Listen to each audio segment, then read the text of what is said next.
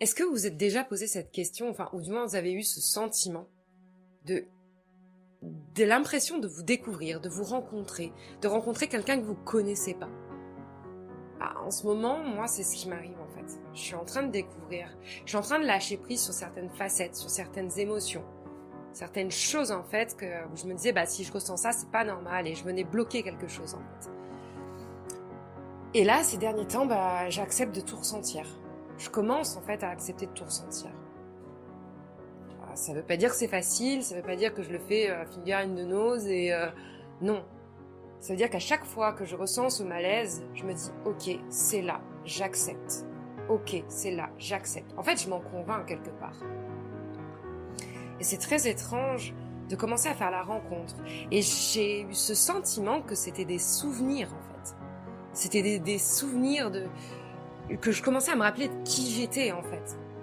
C'était pas comme si c'était totalement inconnu, c'est comme si j'avais oublié, et je me dis merde, j'avais oublié toutes ces sensations, j'avais oublié qui j'étais, toutes ces envies, comme si je pouvais pas m'autoriser en fait à être autre chose que ce qui m'était proposé en fait avant, et ce qui a été certainement conditionné par une culture, par une éducation, c'est un chemin de vie. Mais là, il y a comme cette révélation de dire ok, je commence à me connaître. C'est très étrange. Et très appréciable en même temps et effrayant aussi. Enfin, il y a tout un melting pot d'émotions en fait à coller à cette sensation. Et vous voyez, je peux dire que j'ai jamais vécu seule. C'est la première fois de ma vie que je vis seule. Et j'avais peur de vivre seule. Très peur. Ça continue à me faire peur. Mais j'ai l'impression que ça ouvre un espace nécessaire en fait à cette connaissance de soi. C'est comme si avant, je ne pouvais pas être en dehors de ce que les autres, entre guillemets, je pointe personne, mais en gros, je ne pouvais pas être en dehors des concepts des autres, en dehors de ce qu'on me disait. C'est comme si j'avais perpétuellement besoin, en fait, qu'on me dise quoi faire. Et quand je me retrouvais un petit peu dans cet espace où je revenais avec moi, je me disais, mais merde, qu'est-ce que je fais de mes 10 doigts? C'est très étonnant, ça. C'est comme si vous aviez pas l'autorisation, en fait, d'être tout simplement, et qu'il y avait comme un mode d'emploi à être. Genre, bah oui, ça prend, en fait. Non, c'est quelque chose qui est inné, en fait. Être, c'est lâcher prise, ça vient de nous-mêmes, on a tous ça en nous. Et je commence à en faire l'apprentissage. Alors, ça peut paraître bizarre, en fait. Ça peut paraître très étrange. Ça peut paraître bizarre, en fait, de dire ça, de dire que c'est un apprentissage d'être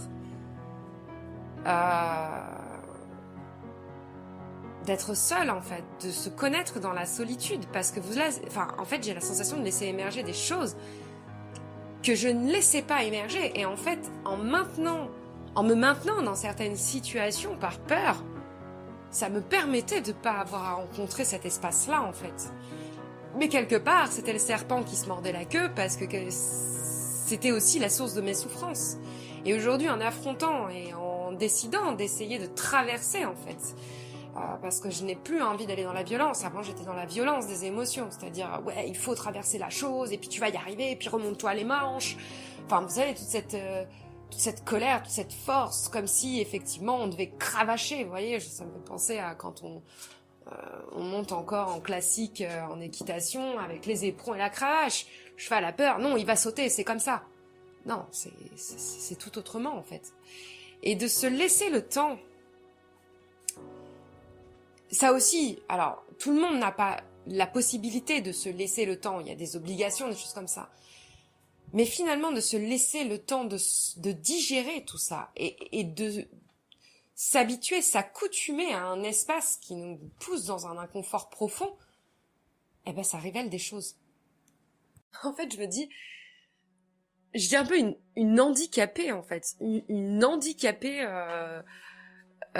comment dire, de l'être. C'est-à-dire qu'en gros, quand je me retrouve face à moi et seule dans ma solitude, je me dis mais merde, qu'est-ce qui se passe si rien ne se passe, si cela vient pas de moi? C'est très étrange comme sensation, où vraiment on voit que on n'est pas habitué en fait à ne pas être J'aime pas dire ne pas être guidé, parce que pour moi, être guidé est important, en fait. On est guidé par une partie de soi, on est guidé par quelque chose de plus fort, en fait, et on se laisse aller dans le courant de la vie. Donc le guide ne me dérange pas. Mais cette sensation qu'en fait, quand dehors, des injonctions et des indications, des attentes, en dehors de ça, on ne peut pas être, en fait. Waouh!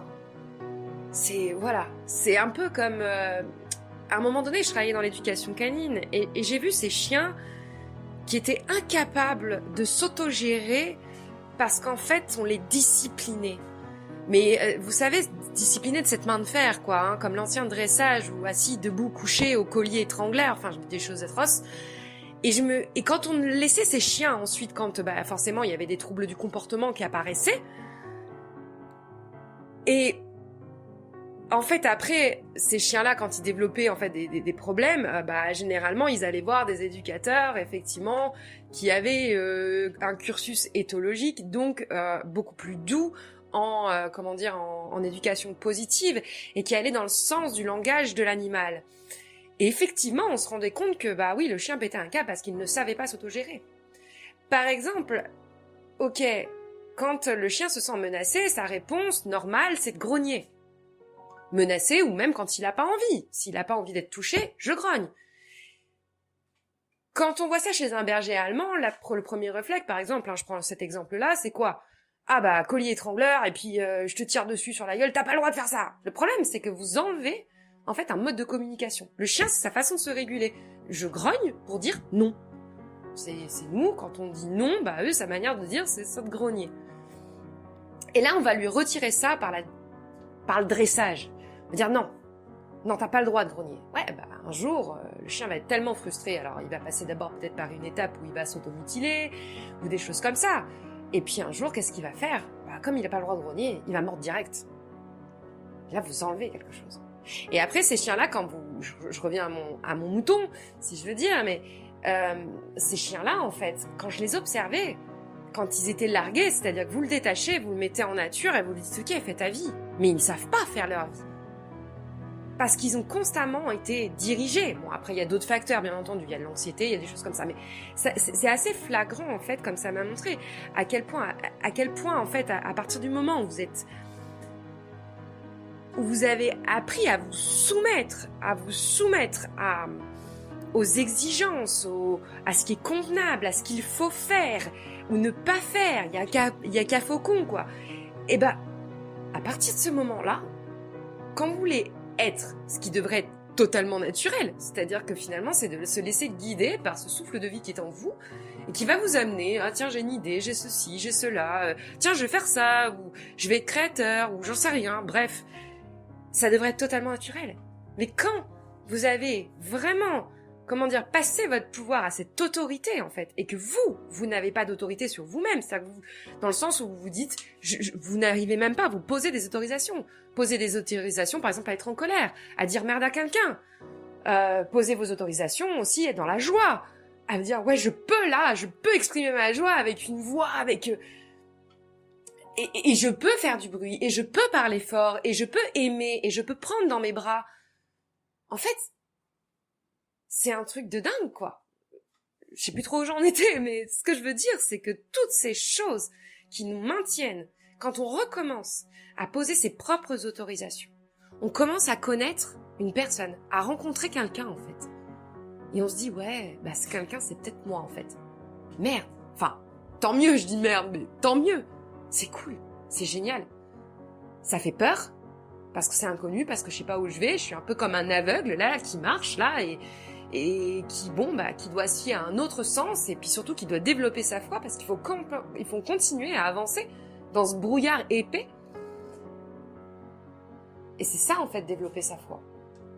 Ok, c'est le brouillard. Ok, il y a une densité pas possible. Ok, je me suis ramassé la gueule 15 000 fois dans la vie. Mais c'est pas grave, j'avance. J'avance. Avec discernement, bien sûr. Hein. Je suis pas en mode bélier, genre je vais défoncer tout autour de mon passage. Mais j'avance et je reste à l'écoute, je reste disponible. Enfin voilà quoi.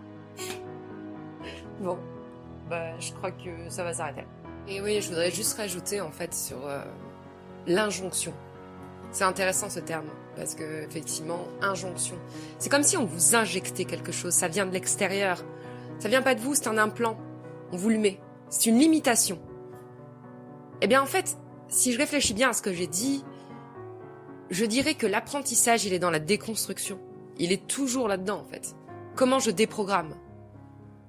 Je déprogramme en fait ces implants. Je les fais sauter. Puisque voilà quoi, je veux dire, c'est de la marteau-thérapie. Vous devez correspondre à une norme. Arrêtons de correspondre à une norme. Soyons nous-mêmes. J'ai envie de dire, j'allais dire, dans la bienveillance. Mais même ce mot-là, qu'est-ce qu'il veut dire aujourd'hui? Dans la bienveillance, avec autrui, mais bien entendu. De toute manière, plus vous allez vous autoriser à être et vous accepter, vous aimer tel que vous êtes, et plus vous allez accepter l'autre, le regarder, comme effectivement le film Avatar. Il y a une personne qui en parlait effectivement sur les réseaux, avec le fameux « je te vois ». Je te vois tel que tu es. Je t'aime tel que tu es. Dans tes souffrances, dans tes blessures, dans tes conditionnements. Enfin, voilà, c'était le petit mot philo de la fin.